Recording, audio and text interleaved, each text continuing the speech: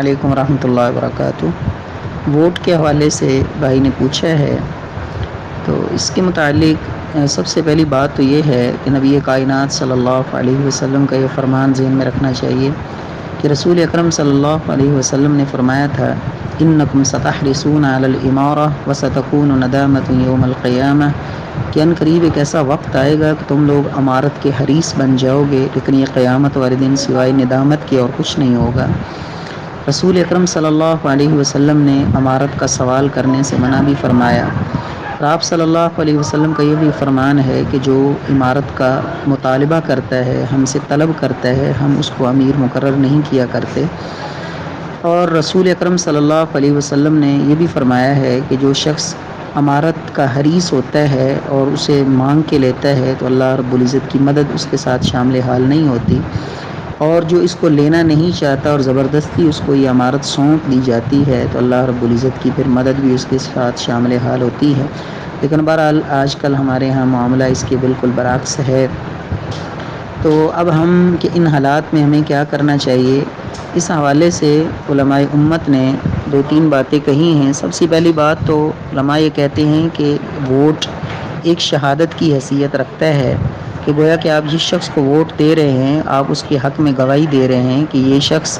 میرے نزدیک اپنی قابلیت اور دیانت داری اور امانت داری کے اعتبار سے ملت اور قوم اس کا نمائندہ بننے کے قابل ہے۔ اسی طرح ووٹ جو ہے اس کی دوسری حیثیت کہ یہ ایک گویا کہ ایک سفارش ہے، کہ آپ اس شخص کے حق میں جس کو ووٹ دے رہے ہیں آپ سفارش کر رہے ہیں کہ گویا کہ اس کو لوگوں کی نمائندگی اور دیکھ بھال اور لوگوں کے امور کو سر انجام دینے کا کہ گویا کہ میں قابل سمجھتا ہوں، میں اس شخص کو کے حق میں سفارش کرتا ہوں۔ اور تیسری اس کی حیثیت جو ہے ایک وکالت کی حیثیت اسے قرار دیا جاتا ہے، کہ گویا کہ آپ کسی شخص کو اپنا وکیل بناتے ہیں کہ قومی امور کی انجام دہی کے لیے میں ایک شخص کو اپنا وکیل مقرر کرتا ہوں۔ تو خلاصہ یہ ہے کہ گویا کہ ووٹ کی تین حیثیتیں ہیں، ایک ہے شہادت، شفاعت اور تیسرا وکالت۔ اگر آپ کسی ایسے شخص کو جو واقعی ہی نااہل ہو اور وہ شخص بے دین ہو اور اس کے اندر دیانت داری اور امانت داری نہ ہو، تو یقیناً آپ ایسے شخص کے حق میں شہادت دے کر سفارش کر کے اور وکالت کر کے آپ خود اللہ رب العزت کے ہاں مجرم ٹھہر رہے ہیں، جب وہ شخص لوگوں کے اوپر ظلم کرے گا، زیادتی کرے گا، خیانت کرے گا اور اپنے عہدے کے صحیح طرح حق ادا نہیں کرے گا۔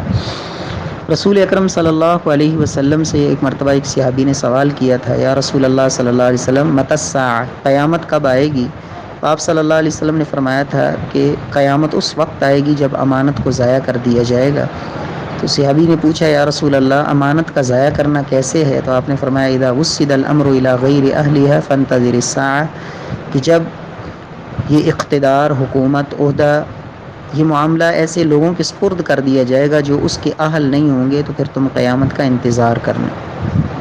اب المیہ یہ ہے کہ ہمارے حکمران وہ لوگ بنتے ہیں جن کو سورہ اخلاص بھی پڑھنی نہیں آتی، جبکہ ایک وقت وہ تھا کہ جب سیدنا فاروق اعظم رضی اللہ تعالی عنہ ان کے مجلس شورا کے ارکان وہ لوگ ہوا کرتے تھے جو حفاظ قرآن ہوا کرتے تھے۔ تو بہرحال میں یہ سمجھتا ہوں کہ ان حالات میں آپ کسی ایسے شخص کو ووٹ دیں جو